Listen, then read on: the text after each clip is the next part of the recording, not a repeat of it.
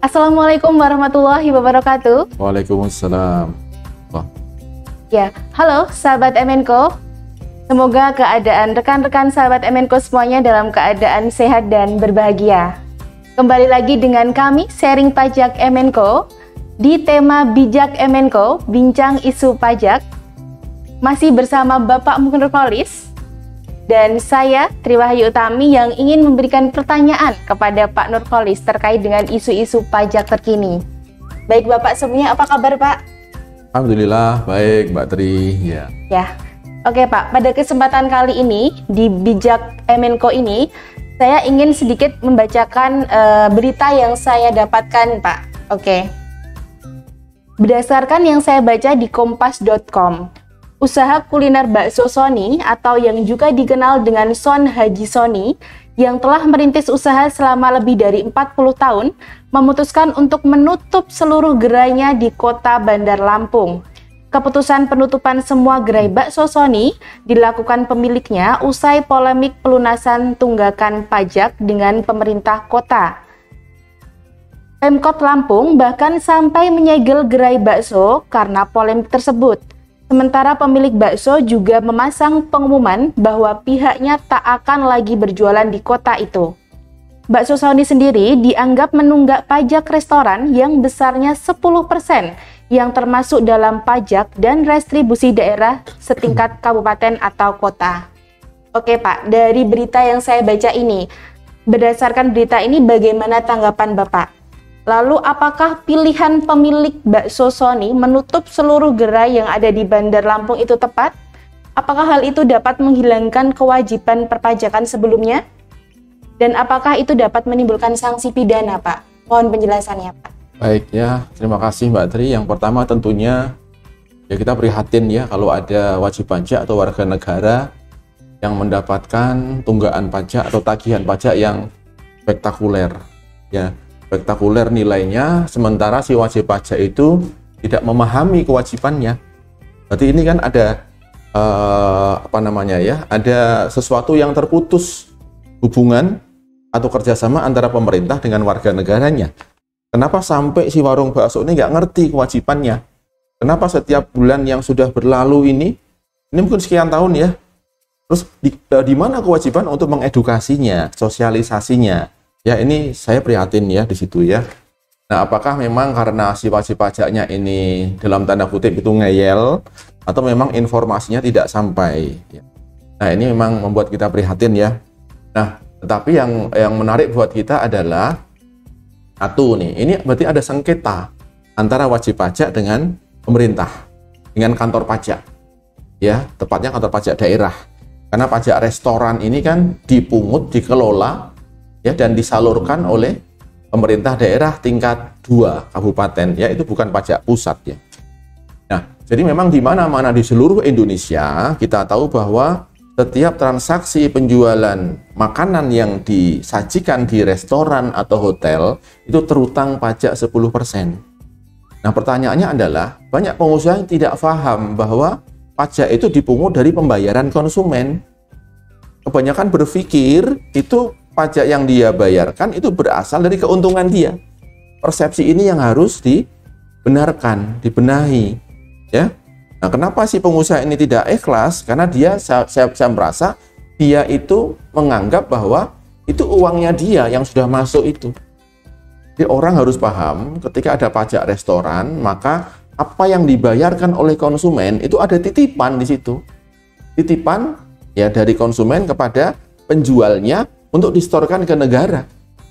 Ya. Jadi kalau saya lihat di sini memang pemerintah Lampung itu sudah benar kelihatannya bahwa ini ada objek penjualan restoran, ini terutang 10%. Kalau faktanya memang warung bakso ini belum bayar, maka tidak ada salah. Undang-Undang Dasar 45 mengatakan pasal 23, pajak itu harus dipungut berdasarkan undang-undang. Ada undang-undang tentang pajak dan restoran, undang-undang tentang pajak daerah dan retribusi di situ. Ya, 10% di sana, pemerintah punya hak untuk mengambil. Ini hak negara, ya. Nah kemudian apalagi pertanyaan tadi ya, banyak banget ya. Iya Pak. Saya jadi lupa ini ya. Oke, jadi intinya keputusannya itu pemerintah sudah betul, pemerintahnya betul ya. Sudah. Terus nutup gerainya, Pak. Nah, ini kenapa harus ditutup? Karena kalau Pak Son ini pindah ke kota lain, itu pun akan dikenai dengan pajak yang sama. Ya, kalau mau jualan ya di luar Indonesia mestinya ya. Tapi di sana negara sana pun kena pajak juga, nggak bisa lolos, Pak. Ya, jadi Bapak Son ini mungkin terlalu emosional ya, emosional, kemudian pindah ke tempat sebelah. Ya, pindah ke kota sebelah pun juga sama nanti nasibnya. Ya, tidak ada perbedaan. Sehingga keputusan untuk menutup itu keputusan yang menurut saya keliru dan merugikan beliau sendiri. Ya, nggak ada untungnya. Udah pajaknya ditagih oleh negara, kemudian tokonya, warungnya tutup. Harus keluar duit, nggak dapat income. Pindah ke tempat lain, harus bangun investasi baru lagi, kena pajak lagi di situ. Ya, jadi kalau menurut saya itu keputusan yang emosional, terburu-buru dan salah. Sebetulnya undang-undang itu selalu punya pintu keluar. Ketika ada sengketa, pintu keluarnya apa? Ketika kena misalnya 3 miliar, ada nggak kira-kira pasal-pasal yang bisa mengecilkan? Ya, maka di undang-undang pajak itu selalu ada pintu-pintu yang misalnya nih, kalau kita nggak sepakat, kita bisa mengajukan keberatan. Ya, jadi pajak daerah pun kita bisa ajukan keberatan kepada pemerintah daerah setempat, kepada bupati. Kalau keberatan ditolak, ini masih bisa maju sampai ke pengadilan pajak juga. Ya. Nah, di situ akan kita buktikan itu yang salah siapa sebetulnya. Ya, yang salah siapa. Nah, ketika pengadilan pajak sudah memutus bahwa oh memang ini baksonya salah, ya sudah inkrah di situ. Nah, si pengusaha harus rela membayar 3 miliar, nggak perlu pindah, Pak. Ya, nggak perlu pindah. Itu, Pak. Atau Mbak Tri, ya. Oke. Masih ada pertanyaannya deh ya, masih banyak ya tadi ya. Iya Pak, berarti bisa timbul pidana ya Pak ya? Nah, pidana itu bisa timbul ketika ada ketidaktaatan lah ya. Dan itu ada aturannya ya. Undang-undang pajak itu mengatur kesalahan administratif dan kesalahan pidana. Nah, misalnya nih di pasal 39 Undang-Undang KUP ya, di Undang-Undang KUP mengatakan begini. Pasal 39 ayat 1. Setiap orang yang dengan sengaja tidak melaporkan SPT atau melaporkan SPT tetapi isinya tidak benar. Pajak daerah pun juga di sana mengenal SPT. Ya, SPT pajak daerah. Ada NPWP daerah. Itu pun juga ada. Nah, ketika SPT tidak dilaporkan atau dilaporkan dengan nilai yang tidak sesungguhnya lalu dapat menimbulkan kerugian pada pendapatan negara, itu diancam dengan hukuman pidana kurungan plus denda. Jadi bisa saja. Nah, dan mengarah pidana atau administrasi ini tergantung dari teman-teman di kantor pajak itu melihat sejauh mana pengusaha ini kooperatif dalam melaksanakan kewajiban pajaknya. Bisa diarahkan ke administratif, hanya menagih dendanya saja dan pokok pajaknya saja. Bisa juga dia diarahkan kepada pidana. Pajak pusat, pajak daerah ada peluang untuk bisa jadi pidana. Ya, jadi tolong teman-teman pengusaha pahami aturan-aturan pajak supaya kita tidak dianggap ya melakukan pelanggaran-pelanggaran pidana di bidang pajak karena resikonya itu luar biasa. Ada denda kurungan atau badan ditambah dengan denda beberapa kali lipat dari nilai tunggaan pajaknya. Itu kira-kira Mbak Tri. Oke, baik. Berarti kalau dilihat dari segi konsumen nih Pak, biasanya kan kita ke restoran, itu ada tulisan belum termasuk pajak di daftar menu ya Pak ya. Nah, ketika nanti kita sudah mendapatkan nota, itu biasanya tertera tambahan sekitar 10%. Nah, berarti itu pajak restoran tadi ya Pak ya, bukan PPN ya Pak ya? Bukan PPN ya, dan itu adalah titipannya konsumen kepada pengusaha. Nah, kadang pengusaha ini nggak paham, begitu uang sudah masuk, dianggapnya ada di kantong dia, itu ya milik dia. Ketika diambil oleh petugas pajak, dia merasa keberatan. Nah, ini yang tidak boleh.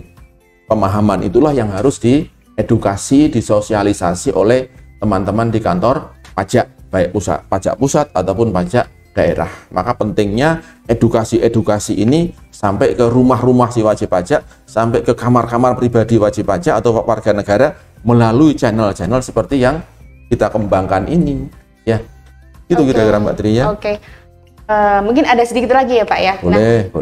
Ini masih tentang pajak restoran. Nah, kalau misalnya pajak restoran itu dikelola satu manajemen dengan hotel Pak.